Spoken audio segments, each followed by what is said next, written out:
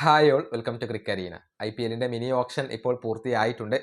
എല്ലാ ടീമുകളും തങ്ങളുടെ ദൗർബല്യങ്ങൾ പരിഹരിച്ചുകൊണ്ട് തങ്ങളുടെ ശക്തി വർദ്ധിപ്പിച്ചിട്ടുണ്ട്. ഏതായാലും ഇതുമായി ബന്ധപ്പെട്ട ഒരു വിശകലനം നമുക്കൊന്ന് പരിശോധിക്കേണ്ടതുണ്ട്. അതായത് ഈ ഓപ്ഷനിൽ അമിതമായി കൊണ്ട് പണം ലഭിച്ച താരങ്ങളുടെ ഒരു ലിസ്റ്റാണ് ഇപ്പോൾ നമുക്ക് ലഭിച്ചിട്ടുള്ളത്. അഥവാ ഓവർ പ്രൈസ്ഡ് പ്ലെയേഴ്സ്, ഇത്രയധികം തുക അവർ അർഹിക്കുന്നില്ല എന്ന തരത്തിലുള്ള വിശകലനങ്ങളാണ് ഇപ്പോൾ പുറത്തേക്ക് വരുന്നത്. അതിൽ ഒന്നാമത്തെ താരം അത് മദീഷ പതിരാനയാണ്. 18 കോടി രൂപ നൽകിക്കൊണ്ടായിരുന്നു കൊൽക്കത്ത ഇദ്ദേഹത്തെ സ്വന്തമാക്കിയത്. പതിരാന ഇത്രയധികം തുക അർഹിച്ചിരുന്നോ എന്ന കാര്യത്തിൽ ഇപ്പോൾ പലർക്കും സംശയങ്ങളുണ്ട്. അതുപോലെ തന്നെ കാമറൂൺ ഗ്രീനിനെ എടുത്തു പറയേണ്ടതുണ്ട്. 25 കോടി 20 ലക്ഷം രൂപ നൽകിക്കൊണ്ടാണ് കൊൽക്കത്ത അദ്ദേഹത്തെ സ്വന്തമാക്കിയത്. ഇത്രയധികം തുക അദ്ദേഹത്തിന് ലഭിക്കും എന്നുള്ളത് നമ്മൾ പ്രതീക്ഷിച്ച ഒരു കാര്യമാണ്. പക്ഷെ ആ ഒരു പ്രൈസിനുള്ള അസറ്റാണോ കാമറൂൺ ഗ്രീൻ എന്ന കാര്യത്തിൽ ഇപ്പോൾ പലർക്കും സംശയങ്ങൾ നിലനിൽക്കുന്നുണ്ട്. അതുപോലെ തന്നെ കൊൽക്കത്ത നടത്തിയ മറ്റൊരു വാങ്ങലാണ് മുസ്തഫിസുർ റഹ്മാൻ. 9 കോടി 20 ലക്ഷം രൂപ നൽകിക്കൊണ്ടാണ് ഈ ബംഗ്ലാദേശി ബൗളറെ കൊൽക്കത്ത സ്വന്തമാക്കിയിട്ടുള്ളത്. അത് ഓവർ പ്രൈസ്ഡ് ആണ്. കാരണം അത്ര വലിയ മികവൊന്നും സമീപകാലത്ത് മുസ്തഫിസുർ റഹ്മാൻ IPLൽ പ്രകടിപ്പിച്ചിട്ടില്ല. എന്നിട്ടും എന്തിനാണ് കൊൽക്കത്ത ഇത്രയധികം തുക അദ്ദേഹത്തിന് വേണ്ടി ചിലവഴിച്ചത് എന്നുള്ളത് ചുരുളഴിയാത്ത ഒരു രഹസ്യമായിക്കൊണ്ട് അവശേഷിക്കുകയാണ്. അതുപോലെ തന്നെ ഗുജറാത്ത് ടൈറ്റൻസ് സ്വന്തമാക്കിയ താരമാണ് ജേസൺ ഹോൾഡർ. 7 കോടി രൂപയാണ് അദ്ദേഹത്തിന് വേണ്ടി ചിലവഴിച്ചിട്ടുള്ളത്. ജേസൺ ഹോൾഡർക്കും സമീപകാലത്ത് IPLൽ തിളങ്ങാൻ കഴിഞ്ഞിട്ടില്ല. അതുപോലെ തന്നെ ചെന്നൈ സൂപ്പർ കിങ്സ് 2 ഡൊമസ്റ്റിക് താരങ്ങൾക്ക് വേണ്ടി റെക്കോർഡ് തുക ചിലവഴിച്ചിട്ടുണ്ട്. പ്രശാന്ത് വീർ, കാർത്തിക് ശർമ്മ എന്നീ താരങ്ങൾക്ക് വേണ്ടി 14 കോടി 20 ലക്ഷം രൂപയാണ് ചെന്നൈ സൂപ്പർ കിങ്സ് ചിലവഴിച്ചിട്ടുള്ളത്. ഇവിടെ എടുത്തു പറയേണ്ട കാര്യം, ഈ 2 താരങ്ങളും മികച്ച താരങ്ങളാണ്. ഡൊമസ്റ്റിക് ക്രിക്കറ്റിൽ മികച്ച പ്രകടനം പുറത്തെടുക്കുന്നുണ്ട്.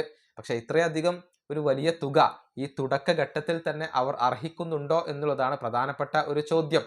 ഇത്രയധികം ഒരു തുക അവർക്ക് വേണ്ടി ചിലവഴിക്കപ്പെടുമ്പോൾ ഈ താരങ്ങൾക്ക് തീർച്ചയായും സമ്മർദ്ദത്തിന്റെ ഒരു പ്രശ്നം ഉണ്ടാകും. ആ ഒരു പ്രൈസിനോട് അവർക്ക് നീതി പുലർത്തേണ്ടി വരും. അത് ലഭിച്ചിട്ടില്ലെങ്കിൽ വലിയ വിമർശനങ്ങൾ അവർക്ക് ഏൽക്കേണ്ടി വരും. അതുകൊണ്ട് തന്നെ ഒരു ഓവർ പ്രൈസ്ഡ് ആയി പോയി എന്ന ഒരു അഭിപ്രായം പലർക്കിടയിലും ഇപ്പോൾ ഉയരുന്നുണ്ട്. ഇനി മറ്റൊരു താരം ജോഷ് ഇംഗ്ലീഷ് ആണ്.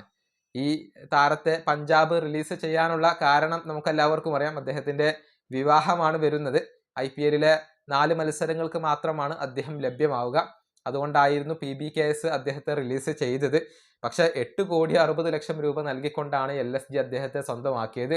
കേവലം 4 മത്സരങ്ങൾക്ക് വേണ്ടി മാത്രം ലഭ്യമാകുന്ന ഈ താരത്തിന് വേണ്ടി ഏകദേശം 9 കോടി രൂപയോളം എന്തിന് LSG ചിലവഴിച്ചു എന്ന ഒരു ചോദ്യമാണ് ഇപ്പോൾ ഉയർന്നു കേൾക്കുന്നത്. അതുകൊണ്ട് തന്നെ അദ്ദേഹം ഓവർ പ്രൈസ്ഡ് ആയി പോയി എന്ന അഭിപ്രായമാണ് പലർക്കിടയിലും ഉള്ളത്. ഇങ്ങനെയാണ് ഓവർ പ്രൈസ്ഡ് പ്ലെയേഴ്സിന്റെ ഒരു വിശകലനം വരുന്നത്. ഇനി ചില ഡീലുകൾ അത് ടീമുകൾക്ക് കോളടിച്ച ഡീലുകളാണ്. പറയാൻ കാരണം ചുളുവിലക്ക് ചില താരങ്ങളെ, മികച്ച താരങ്ങളെ സ്വന്തമാക്കാൻ ഇപ്പോൾ ടീമുകൾക്ക് കഴിഞ്ഞിട്ടുണ്ട്. അതിൻ്റെ ഒരു ലിസ്റ്റ് നമുക്കൊന്ന് പരിശോധിക്കാം. ആദ്യം ഡേവിഡ് മില്ലറുടെ കാര്യമാണ്. അടിസ്ഥാന വിലയായ 2 കോടി രൂപക്ക് തന്നെ ഡേവിഡ് മില്ലറെ ഇപ്പോൾ ഡൽഹി ക്യാപിറ്റൽസ് സ്വന്തമാക്കി എന്നുള്ളത് നല്ല ഒരു ഡീൽ തന്നെയാണ്. അതുപോലെ തന്നെ അശോക് ശർമ്മ നല്ല ഒരു ഡൊമസ്റ്റിക് താരമാണ്. ഗുജറാത്ത് ടൈറ്റൻസ് കേവലം 90 ലക്ഷം രൂപക്കാണ് ഇദ്ദേഹത്തെ സ്വന്തമാക്കിയത്. നല്ല ഒരു ബൗളറാണ് അശോക് ശർമ്മ. അതുകൊണ്ട് തന്നെ ഇത് നല്ല ഒരു ഡീലായിക്കൊണ്ടാണ് പലരും ഇപ്പോൾ കാണുന്നത്. അതുപോലെ തന്നെ ഓസ്ട്രേലിയൻ താരമായ കൂപ്പർ കനോലിക്ക് 3 കോടി രൂപയാണ് നൽകപ്പെട്ടിട്ടുള്ളത്. പഞ്ചാബ് കിങ്സ് ആണ് അദ്ദേഹത്തെ സ്വന്തമാക്കിയത്. സമീപകാലത്ത് മികച്ച പ്രകടനം നടത്തുന്ന താരമാണ് കൂപ്പർ കനോലി.